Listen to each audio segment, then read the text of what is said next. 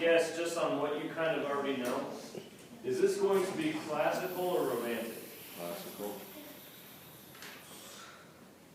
Classical or romantic? Don't answer it out loud. That's okay. I didn't say it. Classical or romantic? Romantic. Okay. There's one specific reason that it should give it the other way. Look at your lighting.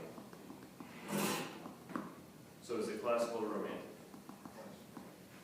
Don't fade out. I thought it was the time. Okay, now say it out loud. Classical or romantic? Classical. Romantic. Awesome. Very much dramatic lighting. Dramatic lighting. Dramatic lighting, okay? Very bright light with everything else dark around it. What this is called, this is actually called the 3rd of May, 1808. This is depicting where French soldiers came in and condemned 5,000 Spaniards to be sentenced to death, whether they were guilty or not guilty. And they just shot them all. Okay? We have this very dramatic scene. This artist was very, very much about depicting real-life horrors. That war and battles weren't that pretty. They were gruesome. Before this, any painting that was done usually was painted by the winners, and they depicted them, the people who won, as heroes. They really didn't show the goriness of things. Here we actually see this guy who's almost like in a savior position, almost like the Christ on a cross, as if he's going to sacrifice himself. And he's the light. It's almost coming from him, in a way. So very dramatic painting. One of his most famous paintings is this. I wanted to show you. You will see this in history books. You'll see this in posters. A lot of times, too, it's these people that we don't even know, gruesome, killing blood on the ground, but you don't even see the faces of the killers, too. It's almost as if they didn't care to be identified. You don't even know who they are. They're just killing. That's all that they were meant to do. This artist was actually paralyzed for a while. He was paralyzed and then almost became partially blind. He was almost blind and then became a little bit better. So when he was paralyzed, he was probably going through a lot of different things. I mean, he's an artist. He's supposed to be moving, okay, making things. But yeah, he couldn't move. Here we have an exorcism. Basically, a preacher trying to pull out the demons. Notice the demons, yeah, kind of crazy. Very much a romantic thing. Think about the dreams, think about the lighting here. Very kind of powerful, but we get a little like Bosch. Not as crazy as Bosch. Bosch was just nuts. But here we get into really about the demons and horrors and ugliness. This is called Satan devouring his children.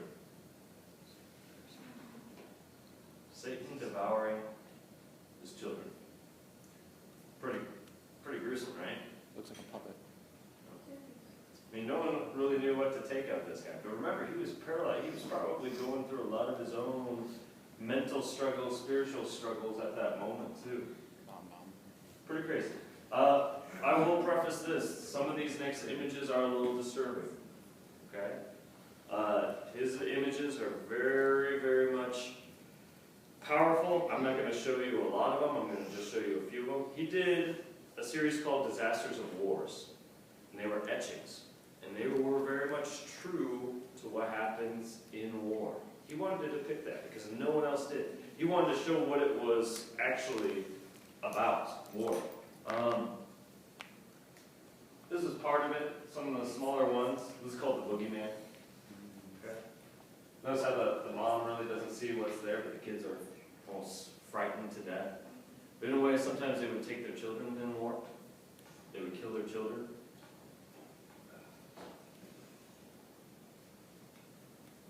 Again, this guy having nightmares about it.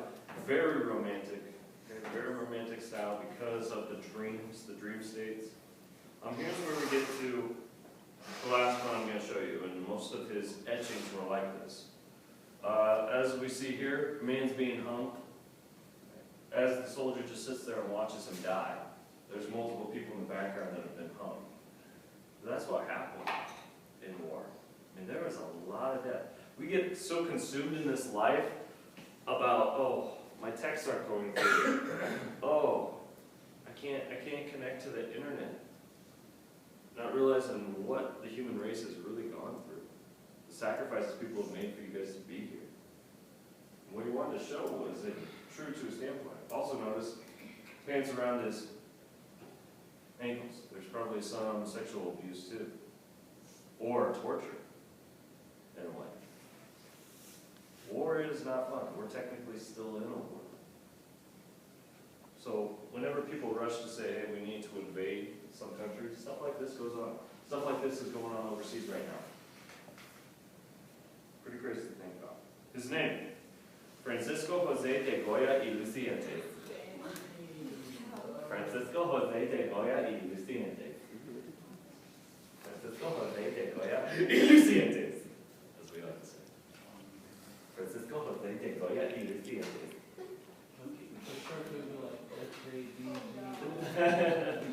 Francisco Jose de Goya y Lucientes.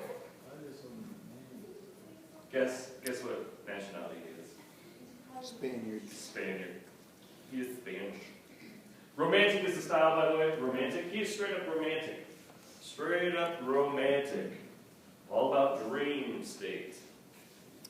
Okay. Francisco Jose de Goya y Lucientes. The important thing that you need to know.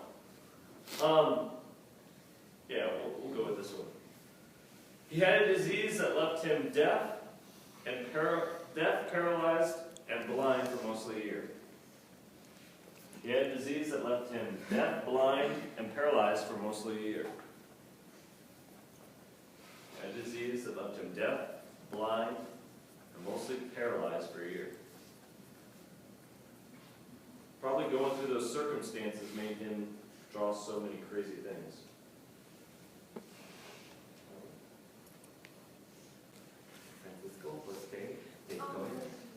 Okay, have you guys Lucientes? It's like to illuminate, okay? Notice how he's illuminated, okay? Lucientes. So whenever we see this, we gotta, like you just got an idea. Francisco Jose de Goya, Lucientes! Alright? You gotta turn up, alright? Francisco Jose de Goya, Lucientes! Repeat after me. Everyone get your hand ready too. Repeat after me. I know it sounds silly, I know it sounds dumb, but it will help you, truly. Francisco Jose de Goya y Lucientes. Francisco Jose de Goya